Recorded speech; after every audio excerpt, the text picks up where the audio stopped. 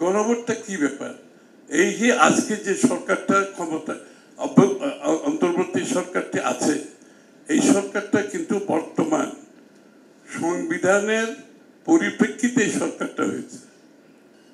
বর্তমান সংসদে না, এটাকে মাথায় রেখে কিন্তু বর্তমান অন্তর্বর্তীকালীন সরকার শপথ নিয়েছে বর্তমান সংবিধানকে নিয়ে, এবং এই সংবিধানে গণভোটের কিছু নাই।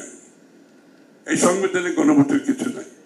আপনাকে যদি গণভোট করতে হয়, আপনি বাংলাদেশের বর্তমান সংবিধান অনুসারে আপনাকে আগামী দিনে যে সমস্ত দল তাদের ইচ্ছার রূপরেখা থাকতে পারে, প্রস্তাব থাকতে পারে, তাদেরকে জনগণের ম্যান্ডেট নিয়ে সংসদে এসে সংসদে পাশ করার পরে সেই বিষয়গুলো গণভোটে যেতে পারে। সংসদে পাশ করার আগে গণভোটের কোনো প্রভিশন বর্তমান সংবিধানে নাই। এবং আমরা অনেক কিছু চাইতে পারি, আমাদের সব ইচ্ছা পূরণ আমরা ঢাকায় বসে ঐক্যমত কমিশনের মাধ্যমে সমাধান যদি না হয়, এর একমাত্র সমাধান আপনি জনগণের কাছে গিয়ে এটা সমাধান করতে হবে। এই স্পিরিট যদি না থাকে, এই স্পিরিটের বাইরে গিয়ে যদি আবার ওই চাপিয়ে দেওয়ার একটা মনোবৃত্তি হয়, এটার জন্য আবার রাস্তায় গিয়ে আন্দোলন করতে হয়, আমি বলি এটা প্রতিবাদের সকলের অধিকার আছে। কিন্তু আমরা যে জায়গায় এসে দাঁড়িয়েছি, বাংলাদেশের মানুষ সাংঘর্ষিক রাজনীতি দেখতে চায় না। নায়াসিনামাইড ও স্যালিসাইলিক সমৃদ্ধ লিলি ফেস ওয়াশ যা ফেসের ডেড স্কিন সেল দূর করে দেয় দ্বিগুণ ফাস্টার ব্রাইটেনিং। বাংলাদেশের মানুষ স্থিতিশীলতা দেখতে চায়। বাংলাদেশের মানুষ অন্যের সাথে দ্বিমত পোষণ করেও তার মতের প্রতি রেসপেক্ট দেখাতে চায়। এই কালচার আমাদের মধ্যে থাকতে হবে। কোথায় কোথায় আপনি রাস্তায় যাবেন, এখন অন্য দল যদি আবার তার প্রতিবাদে আবার রাস্তায় যায়, তাহলে কি হবে? সংঘর্ষ হবে না?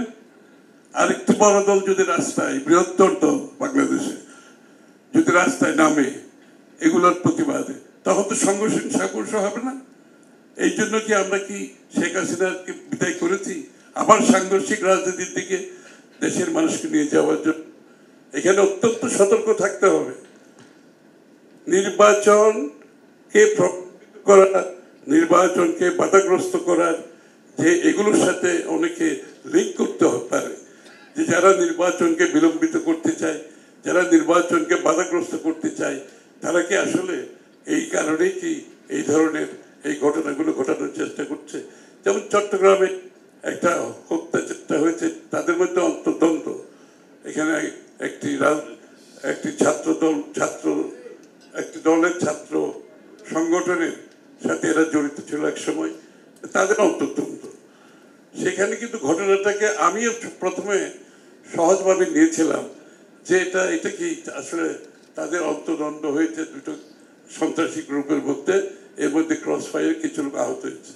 কিন্তু পরবর্তীতে অনেকে এটাকে আমাদের ভাবছে যে ওদের অন্তর্দ্বন্দ্বকে ব্যবহার করে, ওদেরকে ব্যবহার করে কি নির্বাচনকে পিছিয়ে নেওয়ার কোনো পরিকল্পনা এখানে কারো আছে কিনা, এটাও কিন্তু জনমনে প্রশ্ন জাগছে।